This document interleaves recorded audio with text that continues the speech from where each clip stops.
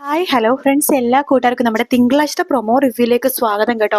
അങ്ങനെ ശ്രുതിക്ക് ആകെ ദേഷ്യം വരുവാണ്. ആ ലോക്കറ്റും മാല നിലത്തെറിഞ്ഞ് ഒരു ഒറ്റ ഉടക്കലൊടക്കുവാണ് ശ്രുതി. പെട്ടെന്നാണ് എനിക്ക് ആ കാഴ്ച കാണുന്നത്. വേറൊന്നല്ല, ആ ലോക്കറ്റിൽ നിന്ന് എന്തോ ഒന്ന് തെറിച്ചു പോയിട്ടുണ്ട്. എനിക്ക് നോക്കുമ്പോഴേക്കും ആ ലോക്കറ്റിൽ നിന്ന് തെറിച്ചു പോയത് ഒരു ചെറിയ പെൺഡ്രൈവ് ആണ് കേട്ടോ. അത് കിട്ടുന്നതും എനിക്ക് പറയണ്ട്, ശ്രുതി ഇത് നോക്കിക്കേ, ഇത് നോക്കിക്കേ. എന്താ എനിക്ക് ചേട്ടാ, ദേ ഇത് പെൺഡ്രൈവ് ആണ്. പെൺഡ്രൈവോ? അതെ. അപ്പൊ ശ്യാം ആ രേഖകളൊക്കെ സൂക്ഷിച്ചിരിക്കുന്നത് ഈ പെൺഡ്രൈവിലാണ്. ഇപ്പിനിപ്പോ എന്താ ചെയ്യാ? ഈ പെൺഡ്രൈവ് ഓപ്പൺ ആക്കണമെങ്കിൽ പാസ്വേഡും കാര്യങ്ങളൊക്കെ വേണ്ടി ലാപ്ടോപ്പില്. ആ ഷ്യാമിന്റെ പാസ്വേഡ് നമുക്ക് അറിയില്ലല്ലോ എന്ന് പറയാണ് എന്റെ ശ്രുതിക്കുട്ടി. ഷ്യാമിന്റെ പാസ്വേഡ് അറിയില്ലെന്നുള്ളത് ശരി തന്നെയാണ്. പക്ഷെ കഴിഞ്ഞ പ്രാവശ്യം ഞാൻ ഷ്യാമിന്റെ റൂമിൽ കയറിയപ്പോഴേക്കും എന്ന് പറഞ്ഞിട്ടൊരു ഫ്ലാഷ് ബാക്ക് പോലെ കാണിക്കാട്ടോ. അത് കഴിഞ്ഞ ദിവസം ഷ്യാമിന്റെ റൂമിൽ കയറിയപ്പോ എനിക്ക് കാണിച്ച ഒരു കാര്യം പറയാണ്. എനിക്ക് ഷ്യാമിന്റെ റൂമിൽ കയറിയപ്പോഴേക്കും ഞാൻ അവിടെ ഒരു ഹൈഡൻ ക്യാമറ വെച്ചിട്ടുണ്ടായിരുന്നു. എനിക്ക് ചേട്ടാ സത്യമാണോ? അതെ, ഷ്യാം അവിടെ ലാപ്ടോപ്പ് ഓപ്പൺ ആക്കുമ്പോൾ നമുക്കിവിടെ അറിയാൻ സാധിക്കും. നമുക്ക് ആ പാസ്വേഡും കാര്യങ്ങളൊക്കെ നമുക്ക് നോക്കാന്നേ എന്ന് പറയണം. അങ്ങനെ ഷ്യാം ലാപ്ടോപ്പ് ഓപ്പൺ ആക്കിയിട്ട് പാസ്വേഡ് ടൈപ്പ് ചെയ്യാട്ടോ. പാസ്വേഡ് വെച്ചാൽ വലിയ പാസ്വേഡാണ്. അപ്പൊ ഇവർക്കത് മനസ്സിലാക്കാൻ പറ്റുന്നില്ല. അപ്പൊ ഇത് എന്താ എഴുതിയേക്കുന്നത് ഇവർക്കൊന്നും അങ്ങനെ മനസ്സിലാവുന്നില്ല. അപ്പൊ ഇങ്ങനെ എനിക്ക് ഇത് എന്തായിരിക്കും പാസ്വേഡ്? അഞ്ജലി ചേച്ചിയുടെ പേരായിരിക്കോ? അഞ്ജലി എന്ന് പറഞ്ഞിട്ട് ടൈപ്പ് ചെയ്യണം. അപ്പൊ അതല്ല, ഇനി ഇനി എന്തായിരിക്കും പാസ്വേഡ്? ഓ, രാജകുമാരി എന്നായിരിക്കോ എന്ന് പറഞ്ഞിട്ട് അഞ്ജലിനെ രാജകുമാരി എന്നാണല്ലോ വിളിക്കുന്നത്. രാജകുമാരി ടൈപ്പ് ചെയ്യും. അതുമല്ല. ഇനി എന്തായിരിക്കും പാസ്വേഡ് എന്നിട്ട് രണ്ടുപേരും ഇങ്ങനെ നോക്കുവാണ്. അപ്പൊ ഐ ലവ് യു എന്ന് മനസ്സിലാവുന്നുണ്ട്. പക്ഷെ ബാക്കിയവർക്ക് മനസ്സിലാവുന്നില്ല. പെട്ടെന്നാണ് എനിക്ക് പറഞ്ഞത്, ശ്രുതി നിന്റെ ഫുൾ നെയിം എന്തായിരുന്നു? ശ്രുതി എന്തൊരു പേര്, നിന്റെ ഫുൾ നെയിം എന്താന്ന് ചോദിക്കുമ്പോ ശ്രുതിക്ക് കാര്യം മനസ്സിലായി. ശ്രുതിയുടെ പേരാണ്. ശ്രുതി അപ്പൊ തന്നെ ശ്രുതി കുമാരി ലക്ഷ്മി. യെസ്, അത് തന്നെയാണ് പാസ്വേഡ് എന്ന് പറഞ്ഞിട്ട് ശ്രുതി എനിക്ക് വേഗം തന്നെ ഐ ലവ് യു ശ്രുതി കുമാരി ലക്ഷ്മി എന്ന് ടൈപ്പ് ചെയ്യുമ്പോഴേക്കും പാസ്വേഡ് കറക്റ്റ് ആവാട്ടോ. അത് കാണുമ്പോൾ ശ്രുതിക്ക് വരത്തെ വിഷമം തോന്നുകയാണ്. കാരണം ഈ ശ്യാം എന്തൊരു ദുഷ്ടനാണ്. ഇത്രയും നാള് കൂടെ നിന്ന് തന്നെ ദൈവത്തെ പോലെ കാണുന്ന അഞ്ജലിനെ എത്ര പെട്ടെന്നാണ് അയാൾ മറന്നത്. അഞ്ജലിയുടെ പേര് പോലും പാസ്വേഡ് ആയിട്ട് കൊടുത്തിട്ടില്ല. അപ്പൊ അത്രമാത്രം വെറുക്കുന്നുണ്ടല്ലോ അഞ്ജലിനെ. അങ്ങനെ ശ്രുതിയുടെ പേരാണ് പാസ്വേഡ് ആയിട്ട് കൊടുത്തിരുന്നത്. അത് കാണുമ്പോൾ ശ്രുതിക്ക് വരാത്തൊരു ഷോക്ക് പോലെ ആവാട്ടോ. ശ്രുതി പെട്ടെന്ന് മിണ്ടാതിരിക്കുകയാണ്. അപ്പൊ എനിക്കൊക്കെ അത് കാണുമ്പോൾ വിഷമാവുന്നുണ്ട്. ശ്രുതി നീ എന്താ പെട്ടെന്ന് ഡെസ്പായി പോയത്? പാസ്വേഡ് നിന്റെ പേരാണെന്ന് അറിഞ്ഞുകൊണ്ടാണോ എന്ന് ചോദിക്കുമ്പോൾ അത് എനിക്ക് ചേട്ടാ, ദേ ശ്രുതി ഇങ്ങനെ ഡെസ്പ് ആവില്ലേ, നോക്ക് ഞാൻ നിനക്കൊരു കാര്യം പറഞ്ഞു തരട്ടെ എന്ന് പറയാണ്.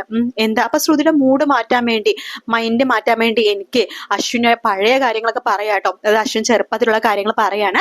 നിനക്കൊരു കാര്യം അറിയാവോ? ഞാന്, ആകാശ്, അശ്വിൻ 2-3 പേർക്ക് ഏകദേശം ഒരേ പ്രായമാണല്ലോ. പക്ഷെ ആദ്യം സംസാരിച്ചു തുടങ്ങിയത് അശ്വിനായിരുന്നു. അശ്വിൻ അന്ന് ഒരുപാട് സംസാരിക്കായിരുന്നു. ഇതുപോലൊന്നും അല്ലട്ടോ ഇപ്പാർത്ത് സംസാരിക്കാറല്ലോ. മുമ്പ് അവന്റെ അച്ഛനും അമ്മയൊക്കെ ഉള്ള സമയത്ത് അവൻ നന്നായിട്ട് ആക്റ്റീവ് ആയിരുന്നു. ഒരുപാട് സംസാരിക്കുമായിരുന്നു.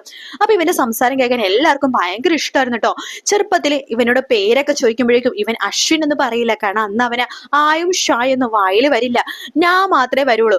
അപ്പൊ അശ്വിന് പകരം അവൻ പറഞ്ഞ ഞാ വെച്ചിട്ട് മാത്രമേ പറയുള്ളൂ. അതായത് ഹിന്ദിയില് അർണവ് എന്നല്ലേ പേര്. അപ്പൊ അത് ആ പേര് അയാളുടെ ചെറുപ്പത്തില് നന്നവ് എന്നേ പറയുള്ളൂ. കാരണം ഞായും വായും മാത്രമേ അറിയുള്ളൂ അവന്. അപ്പൊ ആ വാക്കുകൾ കൊണ്ട് അവർ സംഭവങ്ങളൊക്കെ സംസാരിക്കുമ്പോൾ എല്ലാവർക്കും ഭയങ്കര സന്തോഷമാണ്. അത് കേൾക്കാൻ വേണ്ടി വീണ്ടും വീണ്ടും ഇവന്റെ പേര് ചോദിക്കുമായിരുന്നു നമ്മളെ ബന്ധുക്കൾ എല്ലാവരും. അപ്പൊ അത് കേൾക്കുമ്പോൾ ശ്രുതിക്ക് ചിരി വരും കേട്ടോ. അങ്ങനെ ശ്രുതി ഇങ്ങനെ ചിരിക്കുകയാണ്. അപ്പൊ എനിക്ക് പറയണ്ട, കണ്ടില്ലേ നിന്റെ മൈൻഡ് മാറിയില്ലേ? എനിക്കറിയാം അശ്വിന്റെ കാര്യം പറയുമ്പോൾ നിന്റെ മൈൻഡ് മാറുമെന്ന്. ദേ ശ്രുതി കാര്യം അതെല്ലാം വിട്, നമുക്ക് ഇപ്പൊ പാസ്വേഡ് നോക്കാന്ന് പറഞ്ഞിട്ട് സംഭവങ്ങളൊക്കെ പാസ്വേഡ് ടൈപ്പ് ചെയ്ത് അത് ഓപ്പൺ ആക്കുമ്പോഴേക്കും എല്ലാം തന്നെ നോക്കുമ്പോ ഡോക്യുമെന്റ്സും കാര്യങ്ങളാട്ടോ. അതായത് ഡോക്യുമെന്റ്സും കാര്യങ്ങളാണ്.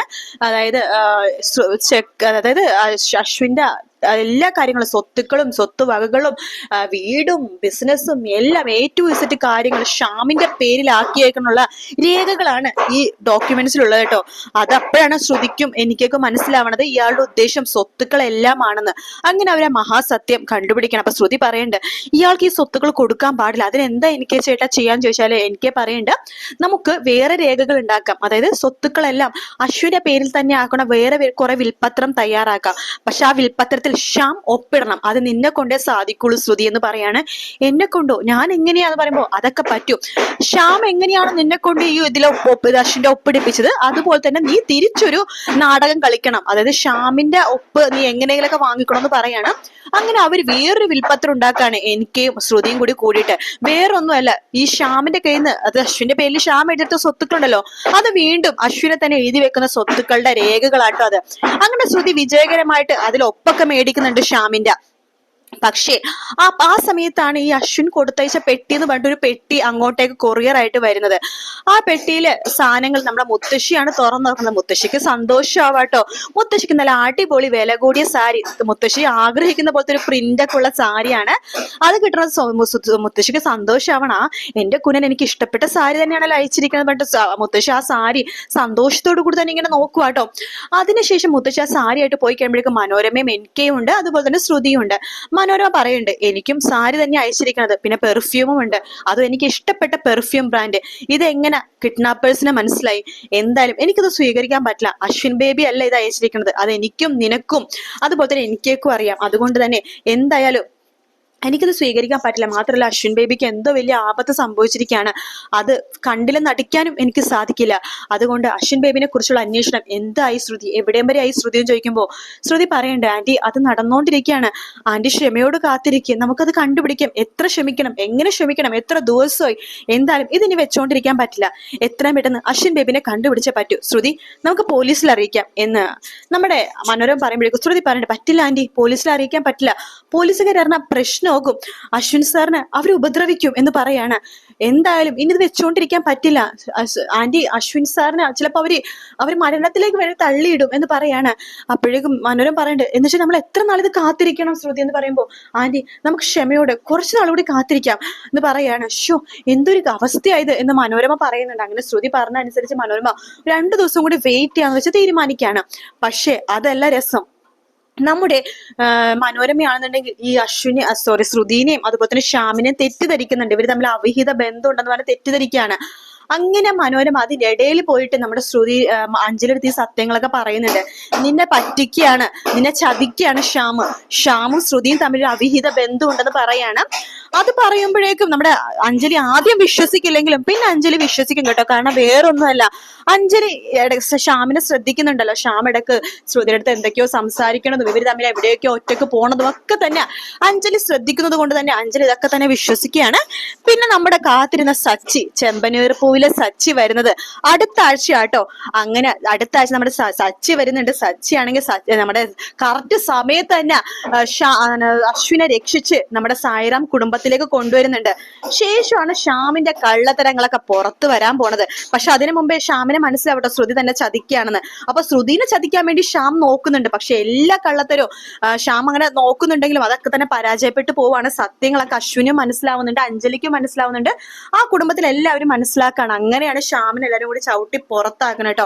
എന്തായാലും അടുത്ത ആഴ്ചയോട് കൂടി തന്നെ ഈ അശ്വിന്റെ ഈ ഒരു കിഡ്നാപ്പിന്റെ ഭാഗങ്ങളെല്ലാം തന്നെ അവസാനിക്കുമെന്നാണ് നമുക്ക് എപ്പിസോഡ് കാണാൻ മനസ്സിലാവണം. അടുത്ത ആഴ്ച ലാസ്റ്റോട് കൂടി തന്നെ ഈ കിഡ്നാപ്പേഴ്സിന്റെ ഭാഗം എല്ലാം തന്നെ അവസാനിക്കും. നമ്മുടെ ശ്രുതിയും അശ്വിനും പുതിയ ജീവിതത്തിലേക്ക് കടക്കുകയും ചെയ്യും. അത് നമ്മുടെ സച്ചി തന്നെ നമ്മുടെ ശ്രുതിയുടെ അശ്വിന്റെ കയ്യിലേക്ക് ചേർത്ത് പിടിച്ച് നമ്മളെ ശ്രുതിനെ ഏൽപ്പിക്കുകയും ചെയ്തു. എന്റെ പെങ്ങള് തന്നെയാണ് എന്ന രീതിയിൽ ഏൽപ്പിക്കുമ്പോൾ അശ്വിനും സന്തോഷവും. അങ്ങനെയാണ് അവരുടെ പ്രണയം അല്ല അവരുടെ ജീവിതം തുടങ്ങാൻ പോണത് അടുത്ത ആഴ്ചയാണ് കേട്ടോ.